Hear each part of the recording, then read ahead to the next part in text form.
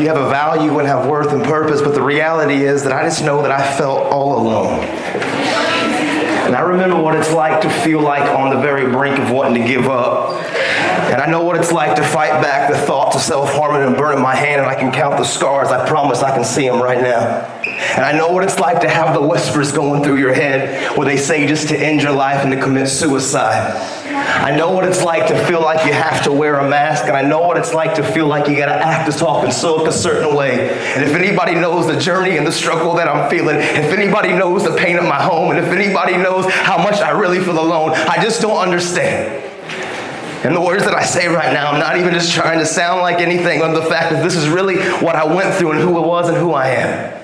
I know what it was like to go through school and go through the motions and to feel like you have to talk and look and see a certain way and to fit in with certain groups and cliques and crowds of people. I know what it's like to feel like that if anybody understood that I was 1 second, one brink, one moment away from ending my life. I remember what it was like when the first time that I picked up the joint, and I remember what it was like the first time that I took the drink. And I remember when I grabbed the rope and I threw it over the rafter. And when my sister took off that morning and nobody was home, and I climbed up the ladder, and I climbed up the ladder, one step after another. And I remember when I got to this point, and I grabbed it and I wrapped it around my throat. You see, I know what it's like. I know what many of you go through. I don't know what walked me off this ladder, but I didn't jump. I was 18.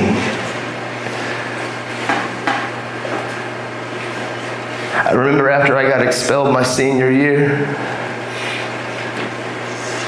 and I went to the Army from 18 to 19, and I got kicked out for drugs and alcohol. Because see, the truth is, so many of us men, we stay so busy, we stay so distracted.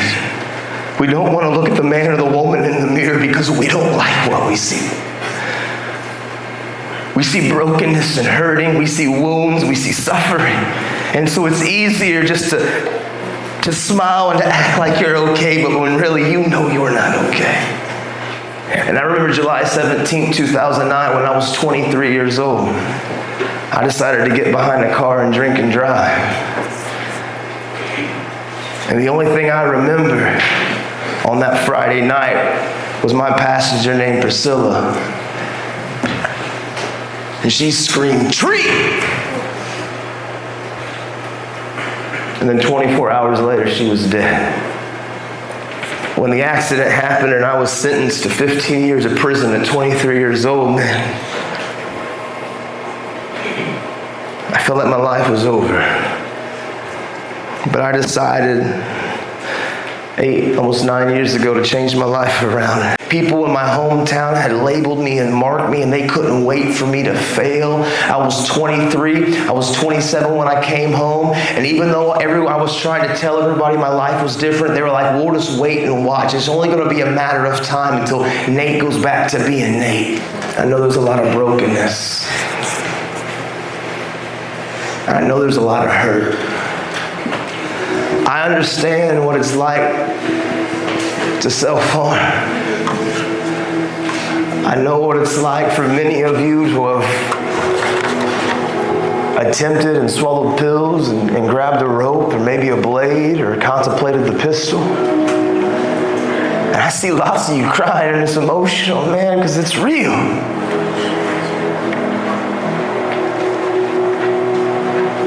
I know some of your homes, you're broken. Dad's not there. Mom's not there. Mom's on drugs. Dad's on drugs. You just want your dad to love you, man, and he won't give you the time of day.